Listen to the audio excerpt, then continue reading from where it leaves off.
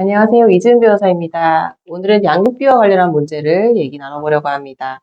먼저 양육비 산정 기준표 보는 방법, 그리고 최근 대법원에서 판시한 과거 양육비의 소멸시효에 관한 판례를 살펴보겠습니다. 양육비 산정 기준표란 것은 서울가정법원에서 자녀의 수, 부모의 소득, 그리고 자녀의 나이에 따라 양육비를 산정한 것인데요. 되게 상담 오시는 분들 중에 양육비 산정 기준표에 있는 거 다 받을 수 있는 거 아니냐라고 물어보시는 분들이 많습니다. 그에 대한 답변을 이따가 드리도록 하고 우선 양육비 산정 기준표부터 살펴보겠습니다. 양육비 산정 기준표를 보시는 방법입니다. 우선 가로로 부모의 합산 소득이 나와 있고 세로로 자녀의 만 나이가 나와 있습니다. 부모의 합산 소득은 세전 소득을 의미하고요.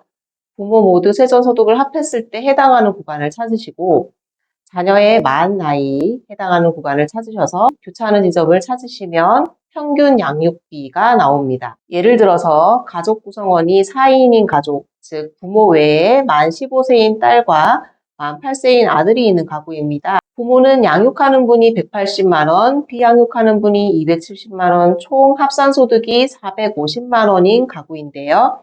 만 15세인 딸인 경우에는 15에서 18세 구간이네요. 그래서 교차하는 지점을 찾아보면 만 15세 딸의 표준 양육비는 140만 2천 원입니다.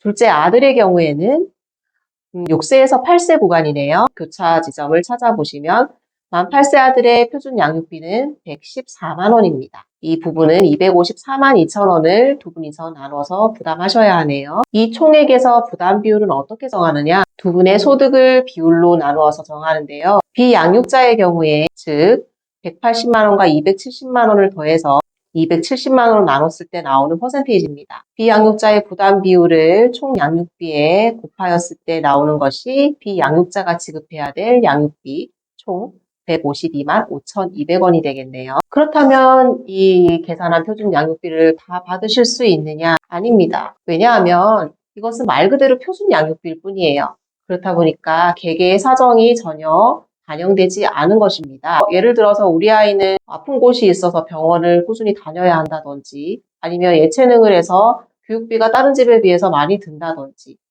이런 경우에는 다른 집에 비해서 표준 양육비보다 많이 부담을 하셔야겠죠. 즉, 양육비 산정 기준표는 법적 구속력이 있는 문서는 아닙니다.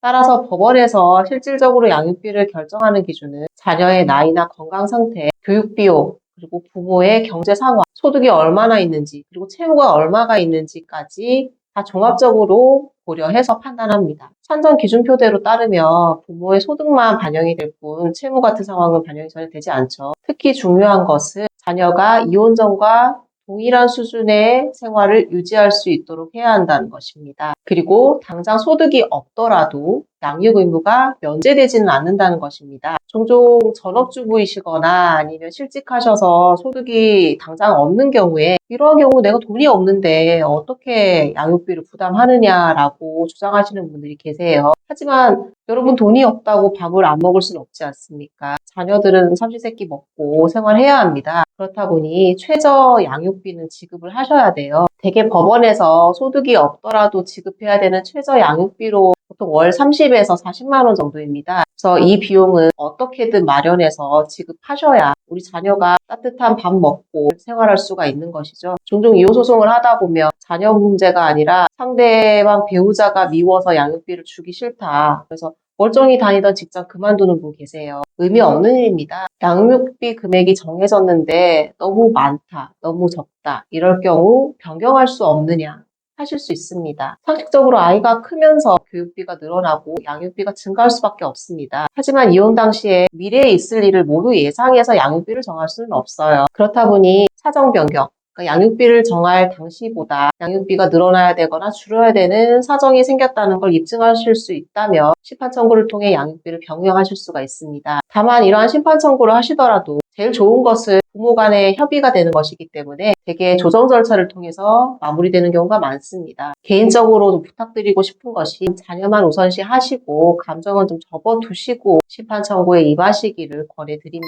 두 번째, 최근 대법원에서 나온 전원합의체 판례입니다. 이혼 당시에 양육비에 대해서 구체적인 금액을 정하지 않으시고 이혼하신 경우들이 많을 텐데요. 특히나 양육조서가 이전에 이혼하신 분들의 경우에는 구체적인 양육비를 정하지 않으신 경우가 많더라고요. 종래 판례에 의하면 이혼 당시에 양육비에 대해서 두 분이 협의한 바가 없거나 아니면 가정법원 심판을 통해서 구체적인 양육비를 정하지 않은 경우에는 과거 양육비에 대한 권리는 소멸시효가 진행하지 않는다라고 판시해 왔습니다. 그 때문에 뒤늦게 상대방 배우자를 상대로 양육비 청구를 하는 경우도 심심찮게 있었어요. 최근 대법원 전원합의체에서는 과거 양육비에 대한 권리는 자녀가 미성년일 동안에는 소멸시효가 진행하지 않지만 자녀가 성년이 되어서 양육 의무가 종료되면 그때부터 소멸시효가 진행한다라고 판시하고 있습니다. 종전 판례에 따르면 당사자 간에 협의를 하거나 아니면 가정법원 심판을 통해서 구체적인 양육비가 정해지지 않은 경우에 양육비 청구권의 소멸시효가 진행을 안 했는데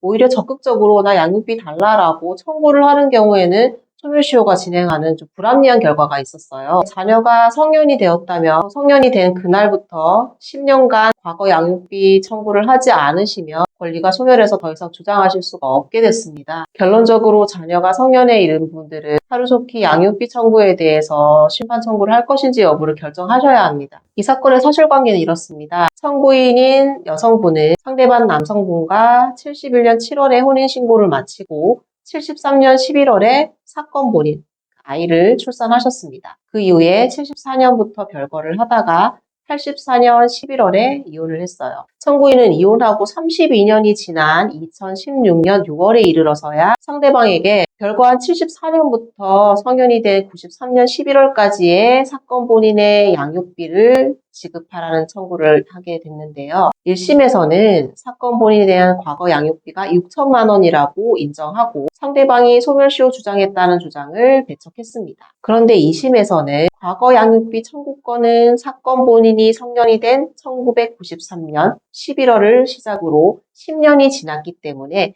소멸시효가 완성해서 청구할 수 없다라고 해서 청구인의 양육비 청구를 기각했는데요. 대법원은 과거 양육비에 관한 성질상 그 권리의 소멸시효는 자녀가 미성년이어서 양육 의무가 계속되는 동안에는 진행하지 않고 자녀가 성년이 되어 양육 의무가 종료된 때부터 진행한다고 보아야 한다라고 판시했습니다. 청구인의 과거 양육비에 대한 청구는 소멸시효인 10년이 훨씬 지난 후에 제기되었기 때문에 소멸시효가 완성해서 받아들여지지 않았습니다. 결론적으로 자녀가 성년에 이른 분들은 과거 양육비 청구에 대해서 조금 서두셔야겠습니다. 오늘은 양육비 청구, 특히나 양육비 산정기준표와 최근 대법원 판례에 대해 살펴보았는데요. 앞서 말씀드렸다시피 산정기준표 그대로 받을 수 있다고 생각하시면 오산입니다. 반드시 구체적인 기준, 그리고 그 기준에 따라서 어떤 것을 준비해야 될지 법률 전문가와 상의하셔야 합니다. 그리고 과거 양육비 청구를 하지 않고 계시는 분들은 자녀가 성인이 되었다면 하루속히 서두르시기 바랍니다. 오늘 영상이 유익하셨다면 구독과 좋아요 부탁드립니다. 감사합니다.